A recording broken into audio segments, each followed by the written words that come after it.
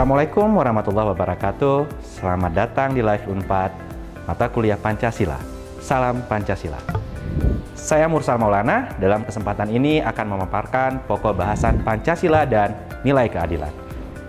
Tujuan dari pokok bahasan ini adalah supaya para mahasiswa mampu dan mengetahui dan memahami definisi Pancasila, definisi keadilan, dan jenis-jenis keadilan, konsep keadilan yang terkandung dalam Pancasila, dan implementasi sila kelima Pancasila.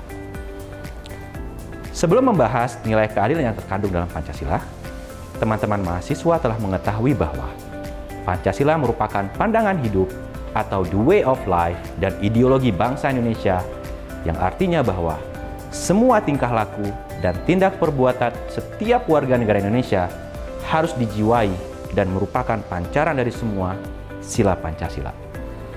Dalam pertemuan hari ini, kita akan membahas konsep keadilan berdasarkan sila kelima Pancasila.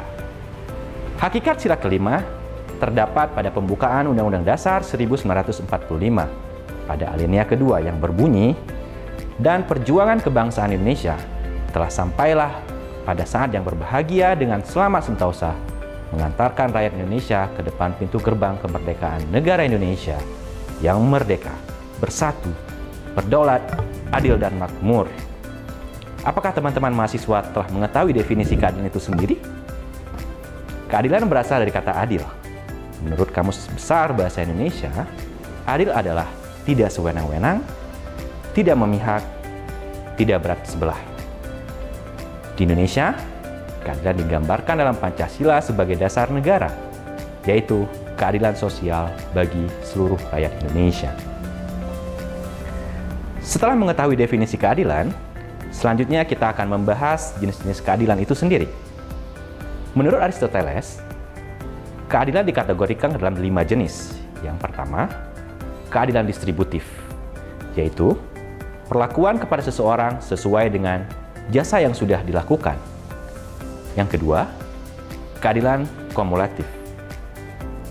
Perlakuan kepada seseorang itu tanpa melihat jasa-jasa yang sudah dilakukan.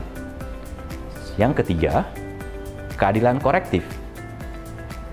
Keadilan yang menghendaki adanya ganti rugi atau pemulihan sebagai upaya menyeimbangkan sesuatu hal akibat adanya ketidakadilan.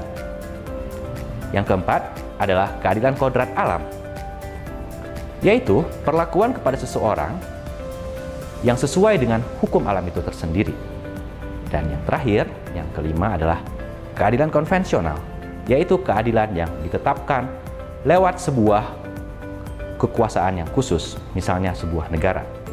Selanjutnya, kita akan membahas konsep keadilan berdasarkan sila kelima Pancasila.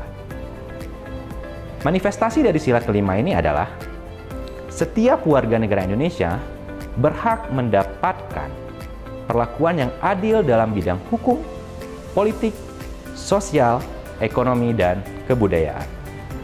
Sila keadilan sosial ini merupakan tujuan dari 4 sila yang telah mendahuluinya dan merupakan tujuan bangsa Indonesia dalam bernegara yang perwujudannya ialah tata masyarakat yang adil dan makmur berdasarkan Pancasila.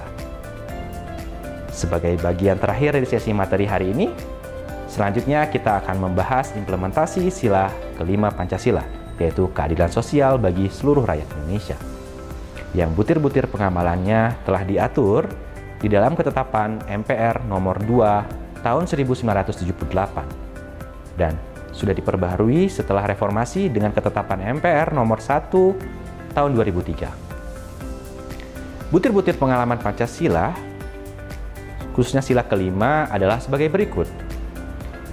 Mengembangkan perbuatan yang luhur yang mencerminkan sikap dan suasana kekeluargaan dan kegotong royongan, mengembangkan sikap adil terhadap sesama, menjaga keseimbangan antara hak dan kewajiban, menghormati hak orang lain, suka memberi pertolongan kepada orang lain agar dapat diri sendiri, tidak menggunakan hak milik untuk usaha-usaha yang bersifat pemerasan terhadap orang lain, tidak menggunakan hak milik untuk hal-hal yang bersifat pemborosan dan gaya hidup yang mewah, tidak menggunakan hak milik untuk bertentangan dengan atau merugikan kepentingan umum.